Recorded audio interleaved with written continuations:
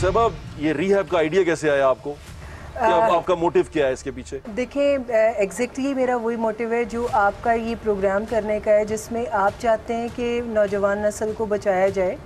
اور میں اپنا ذاتی تعارف اگر آپ کو کراؤں تو میں ایک ماہر نفسیات ہوں، اور جب میں یہ دیکھتی ہوں کہ لوگ اپنے آپ کو اپنے ہی ہاتھوں ختم کرنے کی طرف جا رہے ہوتے ہیں تو پھر میرا دل چاہتا ہے کہ میں ان کے ساتھ کچھ ایسا کام کروں کہ وہ اپنے ریسورسز کو اپنی فلاح میں استعمال کریں، اپنی بھلائی میں استعمال کریں. کتنے عرصے سے آپ نے ریہیب یہ شروع کیا؟ مجھے سر تقریباً 4 سے 5 سال ہو گئے ہیں جس میں اپنا کام کر رہی ہوں. اس سے پہلے میرا کوئی 20 سال کا ایکسپیرینس ہے ریہیب کا. جی بالکل. زندگی میں کوئی ایسے کریکٹر کوئی ایسا، کیونکہ آپ ہر روز لوگوں سے ملتی ہیں، ہر روز بچوں سے، چھوٹی عمر کے بھی ہوں گے، نوجوان ہوں گے، بڑے بھی ہوں گے، کوئی ایسا آپ کا پیشنٹ جس کی وجہ سے آپ کا دل بہت دکھا ہو کہ یہ بھی اس طرف آ گیا؟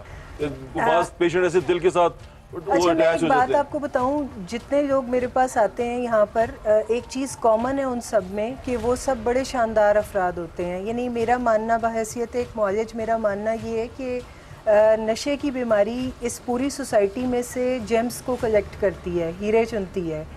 تو جب بھی میں کسی کو دیکھتی ہوں تو مجھے تکلیف ہی ہوتی ہے، اور لیکن اس کے ساتھ ساتھ مجھے موٹیویشن بھی ہوتا ہے اور مجھے اعتماد بھی ہوتا ہے کہ ان لوگوں کو ہمارے کام سے، ہماری ایفرٹ سے ہم ان لوگوں کو کوئی ایسا اسپیشل واقعہ. میں پھر دوبارہ قرید رہا ہوں آپ کو، کچھ نہ کچھ تو ایسا ہوگا وہ جس نے آپ کو کہیں پہ پنچ کیا ہوگا کہ یہ بھی.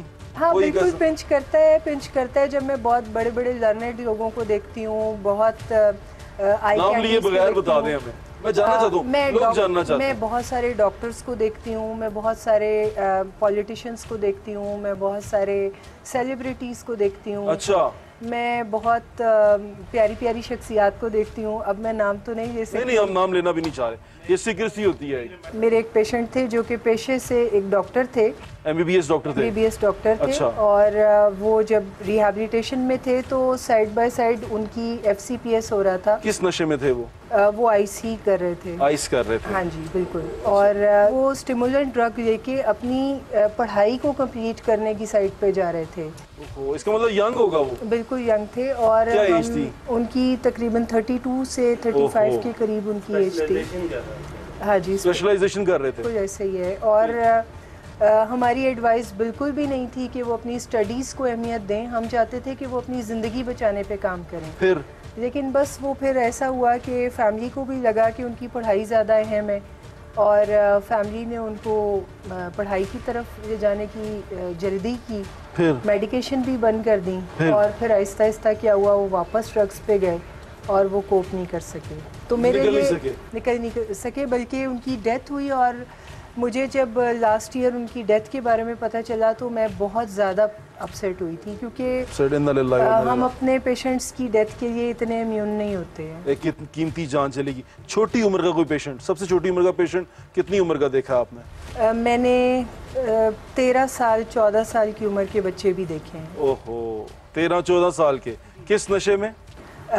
دیکھیں ایک میں چیز آپ کو بتاؤں کہ جب کوئی ڈرگ کرتا ہے تو پھر وہ ہر چیز کو اپنے اوپر حلال قرار دے دیتا ہے. تو پھر اس لیکن کس نشے میں تھے وہ بچے؟ ڈرگ آف چوائس کوئی ایک ہو سکتی ہے، لیکن وہ ہر چیز ہی کر رہا ہوتا ہے. کون سی ڈرگ میں تھے ڈاکٹر صاحبہ؟ جو چھوٹی عمر کے بچوں کو اگر ہم دیکھیں تو زیادہ تر میں نے بچوں کو ہیش میں دیکھا ہے، چرس میں دیکھا ہے. چرس یا سگریٹ پیتے ہوئے دیکھا ہے.